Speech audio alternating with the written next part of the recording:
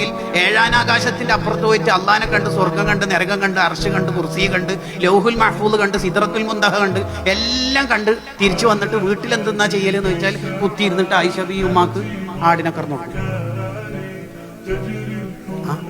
സർവ്വസൈനാധിപനായിട്ട് മിഅ്റാജിന്റെ രാത്രി വഖദ്ദമത്ക ജമീഉൽ അംബിയാ ബിഹ 70 അമ്പിയാക്കൾക്ക് മൂസാ നബി, ഈസാ നബി, ഇബ്രാഹിം നബിനെ പോലത്തെ വലിയ ലീഡേഴ്സിന് ഇമാം വെക്കുന്ന തങ്ങൾ സഫിയ ബീവി എന്ന തന്റെ ഭാര്യ നീളം കുറഞ്ഞ മഹദിയ ഒട്ടകത്തിൽ കയറാൻ കഴിയാത്തതുകൊണ്ട് തങ്ങൾ കാല് നീട്ടിയിട്ട് കാല് മടക്കിയിട്ട് പറയും, സഫി കറങ്ങുന്നില്ലല്ലോ, എന്താ ടെൻഷനാ, എന്റെ കാൽമ ചവിട്ടിയിട്ട് എന്റെ കാല് കോണിപ്പടി ചവിട്ടുപടിയായിട്ട് കയറിക്കും.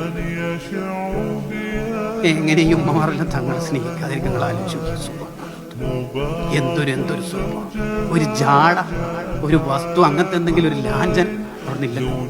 ഇനി ഭാര്യമാരുള്ള റൂമിലേക്ക് തങ്ങൾ രാത്രി പോകുകയാണെങ്കിൽ സലാം പറയാൻ തന്നെ എങ്ങനെയാണെന്നറിയാം.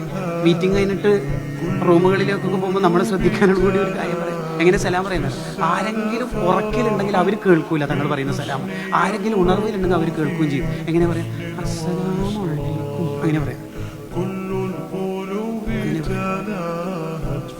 അതുകൊണ്ടാണ് ഉർവത്ത് റളിയല്ലാഹു അൻഹു ആയിഷ ബീവിയോട് ചോദിക്കേണ്ടത്, എങ്ങനെയായിരുന്നു മുത്തുനബി പണ്ട്? തങ്ങൾ വഫാത്തായി. ആയിഷ ബീവി പറയുന്നുണ്ട്, അടുക്കളപ്പണിയിൽ സഹായിക്കും, പാത്രം കഴുകിത്തരും, ആടിനെ കറന്നേരുന്നല്ല. ആയിഷ ബീവി അവിടെ സാക്ഷ്യപ്പെടുത്തുന്ന ഒരു കാര്യമുണ്ട്. എന്ത്? ഞാൻ ഏതെങ്കിലും ഒരു ഗ്ലാസ്സിൽ ആടിന്റെ പാലോ മറ്റോ കുടിക്കുകയാണെങ്കിൽ എൻ്റെ അടുത്തുനിന്ന് ബാക്കി വാങ്ങിയിട്ട് യദൂറു ഗ്ലാസ് ഇങ്ങനെ കറക്കും. എന്നിട്ട് ആയിഷയുടെ ചുണ്ട് വെച്ചെന്ന് കുറേ നേരം നോക്കിയിട്ട് അവിടെ ചുണ്ട് വെച്ചിട്ട് എന്നെ നോക്കിയിട്ട് കുടിക്കും. ആയിഷ ബീവിയുടെ കണ്ണ് നിറയും.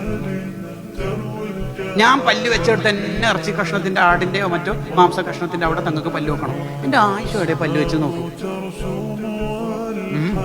സർവ്വസൈനാധിപൻ, ലോകം കണ്ട ഏറ്റവും വലിയ നേതാവ്, ഭാര്യ പല്ല് വെച്ചെടുത്ത് പല്ല് വെക്കും. പിന്നെ ആയിഷ ബീവി പറയാം, ഞാൻ ഏടിന്നാലും എന്നെ ചാരിയിട്ട് എന്നെ തങ്ങൾക്ക് ഇരുന്നിട്ട് ഖുർആൻ.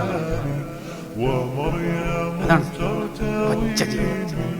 ഖാദി, സൈനാധിപൻ, മുദരിസ്, ആ കോട്ടൊക്കെ വീട്ടിന്റെ പുറത്തുനിന്ന് തന്നെ അയച്ചു വെച്ചിട്ടാണ് തങ്ങൾ കയറുക. അങ്ങനെ